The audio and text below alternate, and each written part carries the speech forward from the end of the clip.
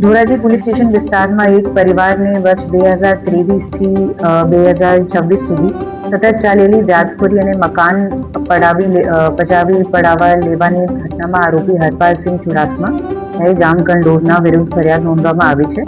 ફરિયાદી અરવિંદભાઈ દેવરાજભાઈ ચાવડા રહે ધોરાજી પોતાની કેન્ટીનનો ધંધો ચલાવવા માટે આશરે 3 વર્ષ પૂર્વે આરોપી પાસેથી ₹5,03% માસિક વ્યાજ લીધેલા હતા.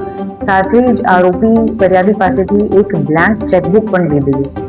ત્યારથી માસે વ્યાજ ચૂકવતા કુલ ₹60,000થી વધુ રકમ વ્યાજ પેટે ચૂકવી અને ધંધો બંધ પડતા છેલ્લા 7 માસથી વ્યાજ ચૂકવવામાં અસમર્થ બનેલ ફરિયાદીને આરોપીએ વ્યાજના પૈસા નથી આપો તો હાથ પગ ભાંગી નાખીશ અને રસ્તા પર લાવી દઈશ એવી જાનથી મારી નાખવાની ધમકી આપી ધોરાજીમાં આવેલ આશરે 35 લાખ બજાર ભાવ ધરાવતું મકાન માત્ર 11 લાખની લોન સામે પોતાના નામે કરાવી લીધું.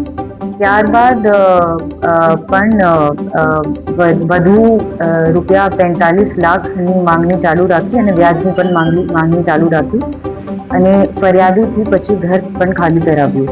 ત્યારબાદ ફરિયાદીથી લીધેલા બ્લેન્ક ચેક પણ ખોટી રકમ ભરીને ચેક બાઉન્સ કરાવીને ફરિયાદી પર નેગોશિયેબલ ઇન્સ્ટ્રુમેન્ટ્સ એક્ટનો પણ કેસ કરાવ્યો. ધોરાજી પોલીસ સ્ટેશનમાં ભારતીય ન્યાય સંહિતા 2023ની કલમ 308(5) તથા ગુજરાત નાણાં દેનદાર અધિનિયમ 2011ની કલમ 40 અને 42 અન્વયે ગુનો નોંધની તપાસ પોલીસ સબ ઇન્સ્પેક્ટર AB કાકડિયાને સોંપવામાં આવી છે અને આરોપી હવે પોલીસની ધરપકડમાં છે.